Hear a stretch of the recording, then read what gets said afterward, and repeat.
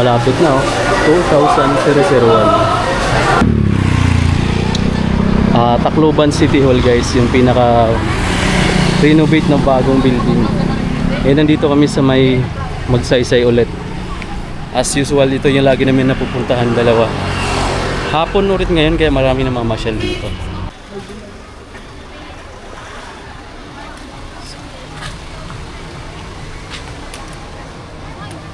Solid talaga tong lugar na to mga amigo kung gusto mong manood ng magagandang view. Dito pa lang kapag ganitong oras hapon, ganda ng bukid oh. Gusto mo naman ng scenic ng dagat, ang ganda rin ng ano dito ng view. Grabe. Pag dito ka nakatingin, nakikita mo yung ganda ng bukid oh. Yung horizon. Tapos kita mo yung Astrodome, kita mo dito yung part ng Sagkahan, Coca-Cola, Mars Baras. Tapos San Jose naman itong pahaba na to. So andyan yung airport, yung pahaba na yan, airport na yan. So dito makikita mo yung bubong ng bagong airport, magiging international airport yan kapag matapos. Tapos yung watchtower ng airport na makikita mo. Tapos kung nakikita nyo itong kalsada na to, ito, yan na po yung magiging shortcut kung matapos papuntang airport. Kasi congested na po yung ano doon oh, yung kalsada na dinadaanan, which is kumukonsume ka rin ng mga oras bago ka makarating dito sa airport kapag magagaling ka ng downtown. How if matapos na to, magiging minutes na lang yung biyahe mo papuntang airport. Sa mga tourists or sa mga bumabiyahe or sa mga may flight, mabilis na lang dito guys. Kasi ito naman yung view banda rito. Ano? Ganun kaganda yung view.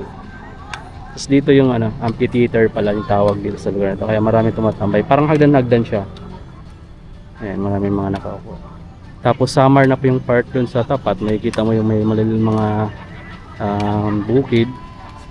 Tapos yung pinakakabila niya is yun na po yung pinaka malaking bahagi ng summer.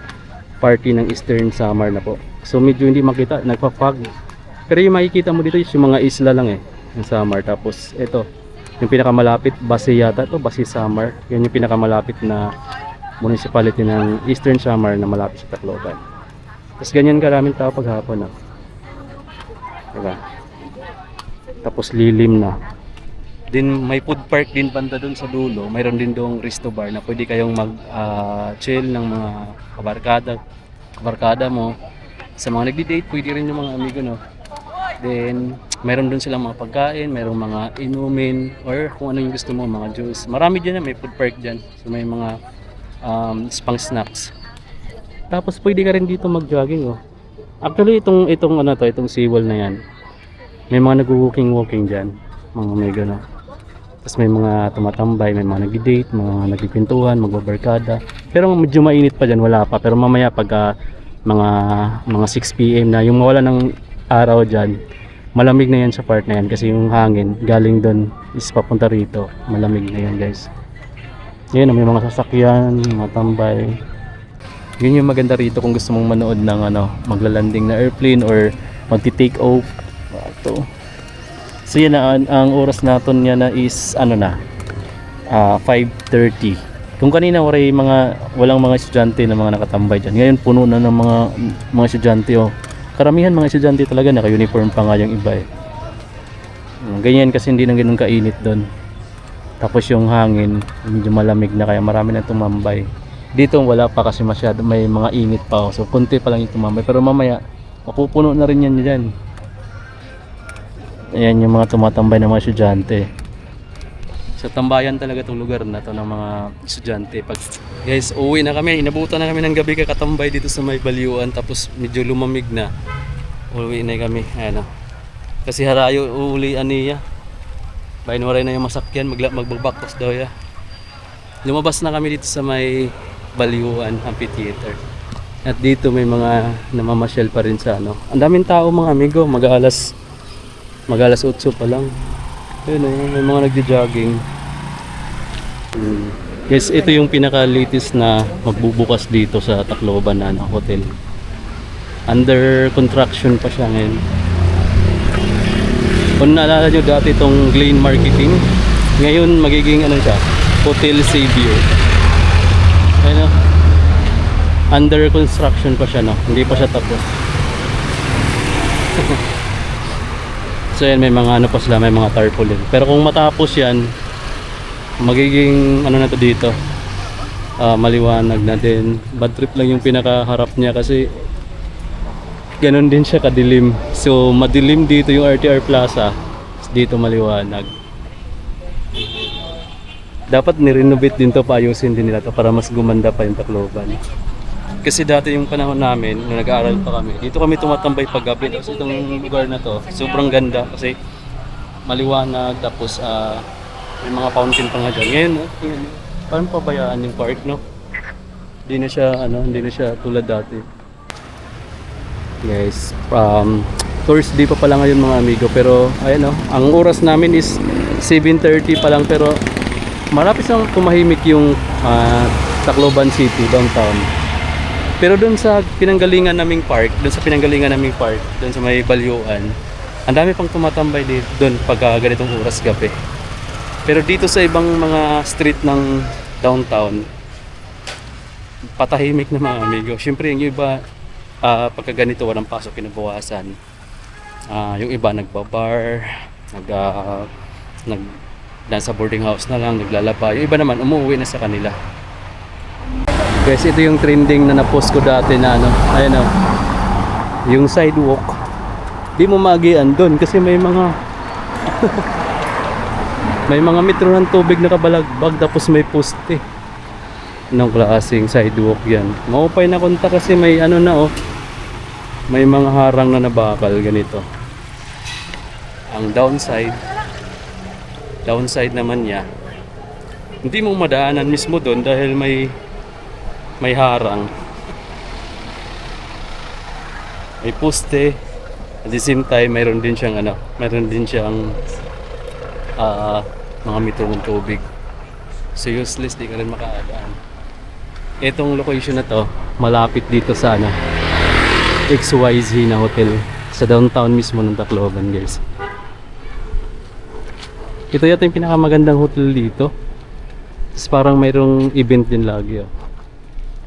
Yan yung pangalan ng hotel, Hotel XYZ.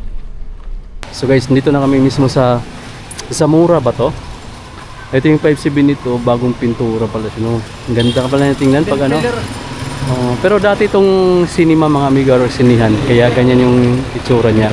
Tapos pag nakapasok ka na sa loob niyan, hindi pantay yung niya, yung floor doon, parang pababa kasi dating sinihan. Tapos dito naman, hotel dito.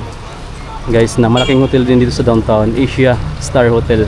Sikat din to kasi pa yung mga event dito nag-hotel yung mga VIP na artista dyan. So lalo na yung mga basketball player, mga NBA dito to dati kasi dito sila nag-hotel. Tapos sa baba may kainan, yung Kenny's. Tapos may mga money changer dito. Tapos mayroong Rose Pharmacy, mayroong cut na hair salon. Ito sikat din sa Manila, maraming brands. Dito mayroon din. So, ito yung Rose Pharmacy. Ito dati na to, matagal na to, Asia Star Hotel. Ilang palapag din yan, guys. Ganda rin ang niyan, ang ilaw. Pag dito ka sa Tacloban, malaki na tong hotel na to kapag nandito ka sa Tacloban City. Isa na to sa pinakamalaking hotel. Pero kung nasa Manila ka, maliit lang to. Parang pinakamaliit lang to doon, di ba? Ito na yung sidewalk ng Mura. Grabe. Pagka ganitong oras, alas 8, tahimik na. Ito, restaurant din pala to. Parang Chinese restaurant. Puyuan. Parang mga VIP yung mga madalas na gaano dyan. Tapos dito, parang mga Divisoria style. So mga ukay-ukay, 25 pesos pinakamura sa mga apparel, May pantalon, Tapos BDO. Katapat niya Metrobank. Dito mga amigos sa pinaka-downtown, marami na ring branch ng DIY. Mr. DIY. Bumili ng orange yung kasama ko mga amigo. Dito yung bilihan ng mga prutas kapag dito ka sa downtown. Dito ako sa may Jollibee, tapos malapit na magbukas yung ano, yung pinakaunang branch ng McDo sa Leyte, sa probinsya ng Leyte. Ito yung pinakaunang branch sa buong Leyte, guys. Tapos ito naman, ito na sa likod, ito yung pinakaunang branch naman ng Jollibee. Dito rin sa probinsya ng Leyte. Ayan. So magkatapatan sila ng McDo. Tapos dito rin mabibili mga amigo, yung mga authentic or yung mga original na mga pasalubong. Yung sikat na binagol tsaka moron dito oh. Itong street na to. So tandaan nyo lang pagbaba nyo dito sa McDo, yung pinakaunang branch. Baba mo dyan, tawid ka lang dito sa may Jollibee or dito sa may Alpha Big Shop. Then hilira na yan doon yung bilihan ng ano, ng pasalubong na moron tsaka binagol. Dito lang banda. So yun, dito ko bumibili lagi nung pabalik-balik pa ako ng Maynila tapos umuwi ng Leyte. Dito ko bumibili lagi ng ano, sarado na lang sila pag ganitong oras. So siguro mga hanggang alas 7 bukas pa sila dyan ng gabi. Orange, kain muna kami ng orange habang naglalakad-lakad kami dito sa downtown. Tahimik na yung downtown mga amigo, no? Dito kami sa may bandang Salazar Corner, Gumis, sa may tapat ng Victoria Salon and Spa. Pumalit yung orange yung kasama ko. Then kainin namin kasi mainit, magpapa juice kami. Inaayos yung kalsada dyan, oh. May barricade. Ito papunta to ng ano, Banban terminal yan dyan, oh. Yung mga van na papuntang Sardin Leyte, Samar. Yan.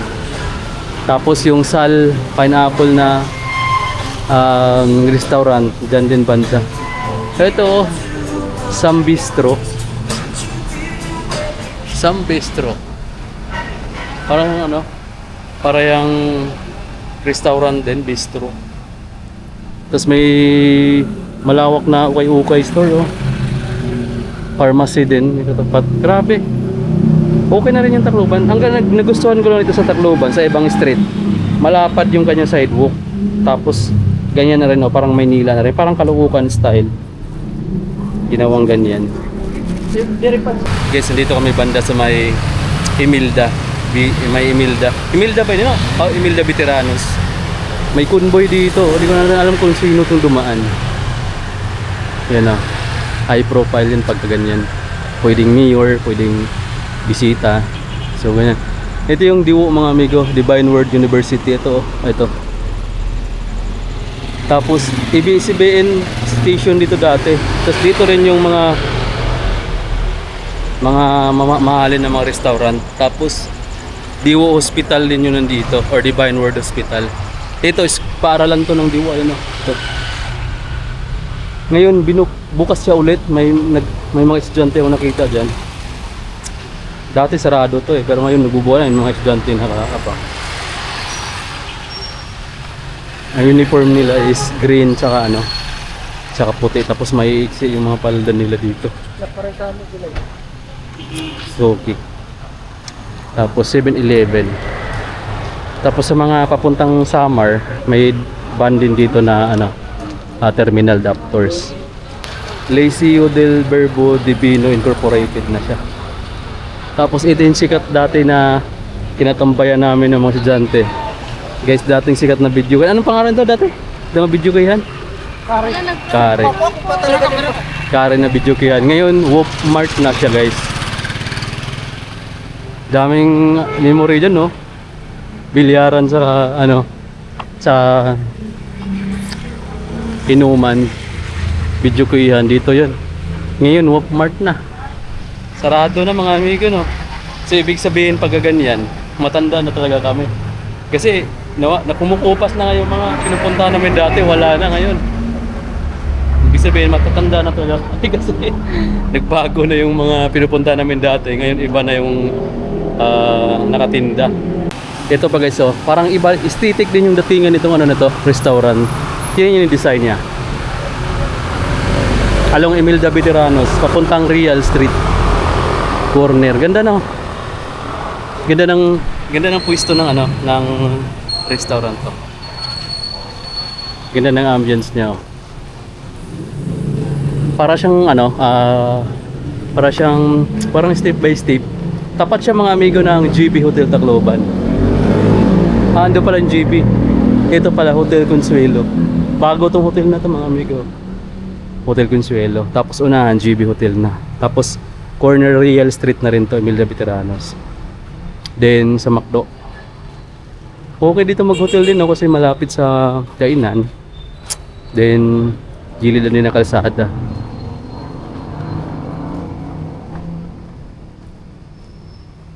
Oh, buson mo. Tira na. Kaupod ko. May pa kami natira na isang ayaw na yung kainin eh. Tapos malinis na rin yung malinis yung street. Tapos maganda na rin lakaran dahil maluwag na yung sidewalk dahil dito sa mga bagong gawang naka-bricks formation. Kung familiar kayo sa Caloocan sa Maynila, ganito rin yung kalsada doon ginawa. GB Hotel na siya guys. Oh. Tapos pag diretso ka dito, babalik ka doon sa pinaka downtown. Dito kami sa corner 1 Luna saka Avenida Veteranos. Guys, ito naman yung People Center building sa may Real Street guys. May event dyan parang university yung ganda diba? Ganda ng People Center. Maganda siya tingnan kapag may ilaw dahil parang siya, gold yung kulay. Heritage site na to kasi matagal na to building na to eh. People Center. Talagang ginagamit nito pag may mga event. Tapos katabi niya dito yung Santo Niño Shrine naman. So pag mamayari ito ng mga, I think Marcos yung mayari nito dati, pero ngayon parang nasa government na yung nagmamanage. Ito guys, People Center yung may event, ayan yung building. Tapos dito naman may mini park. Ang ganda dito pag araw itong mini park. Tapos dito ito yung Santo Niño Shrine. Ayan guys. Ito, parang mansion to dati ng mga Marcos. Tapos tinurn over na nila sa government. Ito yung Santo Niño. Tapos ayan, lumang bahay ng mga Marcos to mga amigo, no. Tapos ginawa na rin siyang tourist spot yata. Alam ko may swimming pool din sa likod. Hindi ko alam kung inaayos na rin kasi dati parang to. Meron din palang tindahan din, no. Tapos meron na rin silang mga ganitong So mini park na talaga siya dito. Maganda rito pag hapon, lilim siguro yung likod na to. Tapos kung didiretsuhin mo dito, kasi dati walang tagusan yan dun eh. Tagos kayan dun sa kabila, high school naman, Litiha yata, tsaka Cabesu, tsaka LNU malapit na lang dyan. Likod lang nitong People Center. Kasi ang ganda dito tambayan. Dito kami tumatambay dati, no? Pabata pa kami. Tapos dito park dito. Dati may mga tanim to ditong santan eh. Hindi namin natatambayan to kasi puro paikot yun dyan. Dito kami tumatambay sa may Santo Niño. Tapos itong park na to, ganito na talaga to dati. May mga nadagdag lang na mga halaman na ganyan. Tapos ito pasira na to dati eh, nire-renovate ulit. Tapos sa likod nitong Santo Niño Shrine may doon ng swimming pool. Di ko lang alam kung inayos ngayon. May swimming pool doon sa likod nito eh. Kanada ko. May swimming pool. Among kaunan sa una ka na. Kanang pizza niya. Tapos kanang gaysano karon. Birna da sa una budiga. Ngayon guys, no, sayang lang gabi tayo nakadaan dito pero matagal ko na itong pinag-iisipan na bababa dito ng umaga or araw para makita nyo rin sana yung view nitong Santo Niño Shrine pagka umaga. Sa mga nakapunta na dito, nagpi-field trip dati, malaki na ng pinagbago ngayon, no? Pinaganda na nila, tapos may park sa gilid dito, pati doon, no? Dito maganda, sa may gilid lang din na People Center, katabi lang naman yan yung People Center. Ito yung park, maraming halaman, solid guys, tapos may parang buko juice dyan na nagbibinta. Maganda siguro pag napunta kayo sa likod kasi hanggang likod yung park ko. Alam ko mayroon dyang malaking swimming pool. Kung inayos yung swimming pool, mas maganda yun. Dito nagiging na siya, Bermuda grass na. Pero dati mga santan na tanim yung nakalalagay dito eh. Guys, another mall dito. Guys, ano talaga yung pinaka maraming branch dito sa Liti. Ito, Metro Gaisano na naman. Dati mga squatter area to dito. Ngayon, ayan na, mall na. Tapos katabi niya yung Jollibee. Tapos may sizzling steak dito. May plum rose. Meron din dito KFC. KFC nila maraming branch. Kahit saan ka dito may mga branch na. Ito kami mga amigo sa Gaisano Metro sa may Real Street, katabi ng Jollibee. Tapos tapat niya may hotel na maganda oh. Mga bagong na tong hotel yung pinapakita ko sa inyo mga amigo, Radiant Hotel. So sa katabi niya may Billy Bites dito. Parang mga fried, mga crispy juicy always. Mga ano siya? Mga crispy na mga crispy pork. May lechon kawali siguro. Ito yung ano, Gaisano Metro. Lawak pala naman yan ang parking. Ayan yung Real Street. Tapos ikot ko lang dito. Parang perekuhon yata itong ano na to. Yung street na to. Grabe. Ganda ng hotel niya. Ganda ng design niya. Parang ano, vintage yung looks niya. Nandito na kami amigo sa bandang Real Street pa rin to, Sagkahan. Tapos nandito na kami sa parang park. Ano yan, City Park, City Center Park pala to. May mga tindahan. Iba-iba't klaseng tindahan na mayroon dito eh. Mayroon din kainan, may pots, may party line. Ito is parang insurance, PWD. City Center Park palang tawag nito. Mga ano siya, mga establishment. Dito is parang ibon. Yan ibon no. Iba-iba yung ano, iba-iba yung tindahan dito sa loob, marami. Synergia, Tacloban City Branch, tapos Radjewel Finance. May FATS. May kainan dito. Yan. Oh. Iba't ibang tindahan na sa loob. Parang ano to, parang diskuhan oh. Ayun oh. FATS. Kaya sa mga nakapasok nito no, parang diskuhan. Akasya dito kita. Ramen pala oh, may ramen house dito. Tapos may dental world. Ito oh, parang diskuhan to oh. Itong nasa taas. Kasi may nakalagay it's party time, FATS. Kapi Acacia. Tapos Phil Product Service dito. Ang dami palang tindahan niya dito. Tapos restaurant to oh. Ito Kapi Acacia. Kaso tahimik. May mga customer, dalawa lang. Ito disco to na, may mga bouncer oh. Diskuhan yung sa taas. Ito pala mga amigo, restaurant pala itong pinakababa. At ito yung pinakamalaking restaurant dito sa City Center Park. G-Poys Restaurant. Tapos meron siyang ATM. Pwede ka mag-withdraw dito oh, sa baba. Ayan yung pangalan ng restaurant. G-Poys Grill pala.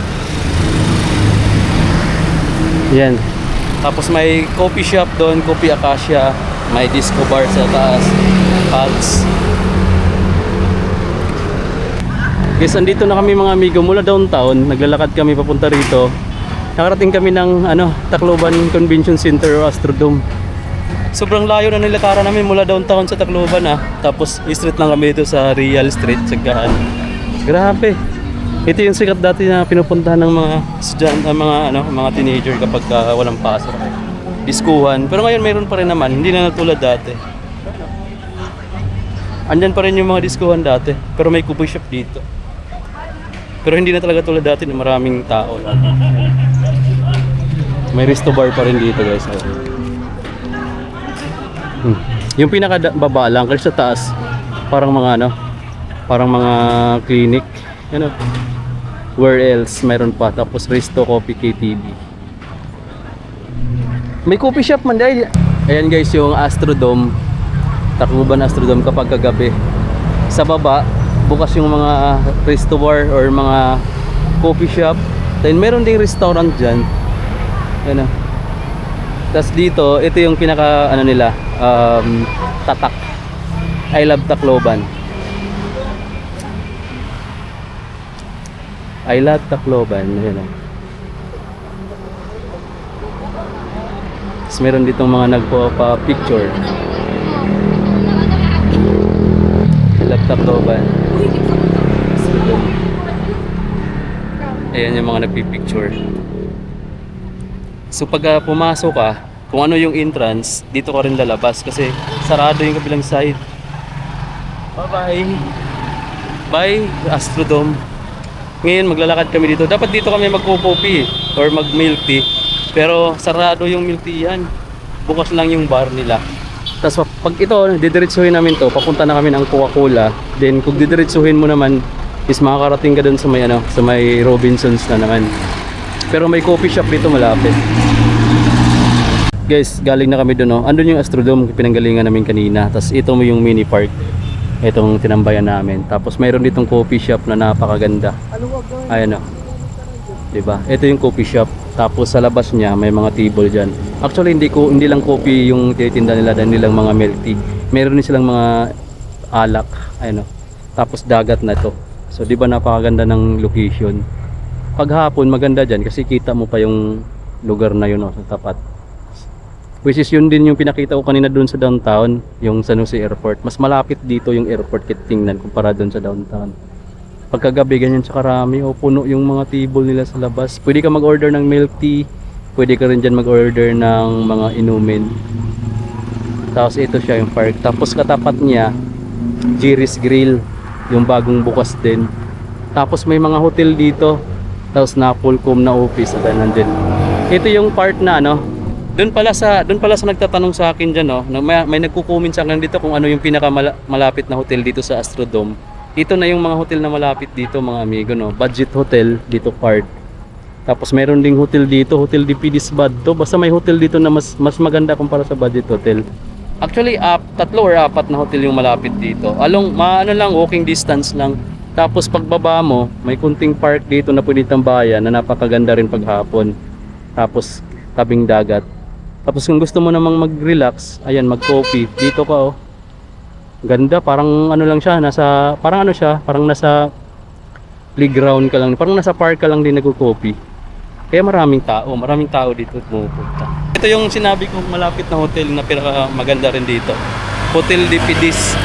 Nasa highway lang siya o ng Real Sagahan Street. Malapit na lang to sa Astrodome, saka malapit na rin sa may Coca-Cola Junction sa may Fatima Village. Ito siya oh. Hotel de Pidis. Tapos pwede ka dito sumakay ng jeep pa downtown tulad nito or pa airport kasi yan yung jeep na yun papuntang airport yun. Pwede rin pa Marasbaras or papuntang Robinsons Marasbaras. Tapos doon sa Robinsons Marasbaras pwede ka rin sumakay doon papuntang ibang part ng Leyte. So isa to sa mga magagandang hotel na maraming access sa mga pinupuntahan mo, mapa-terminal, mapa-airport, tatawid ka na lang sakasakay ka na dyan ng papuntang airport.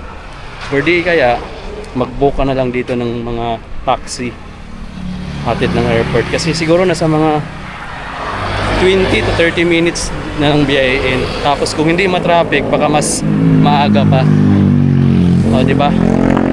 Meron din ditong hotel na capsule type, parang sa Maynila, yung parang capsule type na hotel. Meron din dito. Actually kahilira lang din yan. Ayun guys, from downtown nakarating na kami ng Coca-Cola. Siguro mga 2 oras na kami naglakad. Dito na kami banda sa may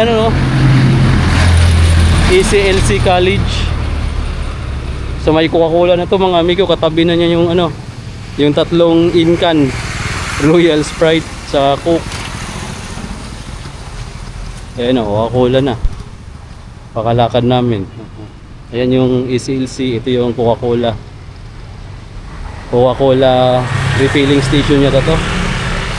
Tapos Junction, Coca-Cola Junction Road na to. Dito ako nagpapalipad ng drone. Tapos andito na yung papuntang airport, papuntang Marasbaras, and then papuntang terminal naman dito sa kabilang side. Ganun. Tapos dito mayroon ditong drive-thru na McDo tsaka Jollibee. Dito ang lawak ng space ng nila parking. Tapos meron din ditong 24 hours na goody sari-sari store. Dito siya papuntang airport. Yeah. Ito yung junction. Saan ka sakay? Ayun na guys, yung pasakay ko na ako nakaupo. Din ako na lang mag-isa. Iba kasi yung uwian ko, iba rin yung uwian niya. Kaya andun na siya, pinasakay ko lang muna siya. Kasi mas marami biyahe sa amin kumpara sa kanila. Mag alas 10 na, wala na masyadong biyahe sa kanila. So dito ako mga amigo sa Rotonda or sa Junction Road ng Coca-Cola. Order ako ng Jollibee para sa kasi siyempre wala akong pagdating ko, wala akong So, waiting ako sa order ko. 2001. Marami kasi customer dito sa Jollibee. So, malapit na oh. 2000. So guys, after few minutes nakuha na natin yung ating order. Ito yung order. Ito yung ano ko sana, pang pasalubong ko sana ko. Burger. Pero standby muna tayo dito sa may Coca-Cola kasi malapit na lang naman yung amin dito. Then mainit kasi naglalakad kami mula downtown ng Tacloban City papunta dito sa Coca-Cola dito sa may Jollibee, sa may Coca-Cola Junction Road. Kasi yung tapat nito sa Jollibee is Coca-Cola refilling station na guys. So ganun kalayo yung nilakad namin na. Then siguro mga 2 oras kami naglakad. Tapos pagdating dito, eto pahinga muna ako kasi kanina pa ako pinapawisan. Kung umaga lang to, sobrang init. Pero ngayon gabi na, sobrang malinsangan pa rin. Kahit sa bahay, malinsangan pa rin. Ito, Jollibee. Tapos dito ako sa labas, kasi dito, presko yung hangin. Ayan yung kalsada, Junction Road. So papuntang airport, papuntang terminal, then papunta sa amin dito, or papuntang Leyte. So yan. Pagka dun ka sa loob, malamig dun sa loob, pero dito mainit na medyo malamig, halo-halo yun. Tapos kailangan mong mag-refresh dito, so tambay muna ako dito. Actually mag-alas 10 na ng gabi, pero sana may mga masasakyan pa tayo. Okay guys, lumabas na tayo ng Jollibee sa may rotonda ng Coca-Cola. Dito pala mayroon siya 24 hours din na may drive-thru, pero wala palang free dito na wifi. Pero dito sa may McDo, mayroon siya. Ayan lang yung McDo. Halos lang siya, kadikit lang. Ito lang yung pagitan, yung gasoline station. Tapos dyan, may free wifi sa may McDo. Kapag dyan ka pero mas maraming tao dito lagi. Itong Jollibee. Siyempre mas masarap kasi yung Jollibee kumpara sa McDo ha. Sa ko lang pero iba-iba tayo ng panlasa eh. So ito, burger binili ko sana para hindi magtampo. Dito ako maghihintay ng masakyan papuntang sana mayroon pang dadaan. Dito pala yung may libre na libreng wifi dito. Pareho silang may drive-thru. Itong Jollibee sa McDo, marami palang tao. Dito lang mayroon siyang second floor, pero yung Jollibee wala. Ganda ng pwesto nila dito, mga amigo. Nandito sila sa may rotonda. Ito yung Coca-Cola. Yung Coca-Cola na refilling station. Tapos Junction Road. May mga Grab dito kahit gabi pwede ka magpa-deliver.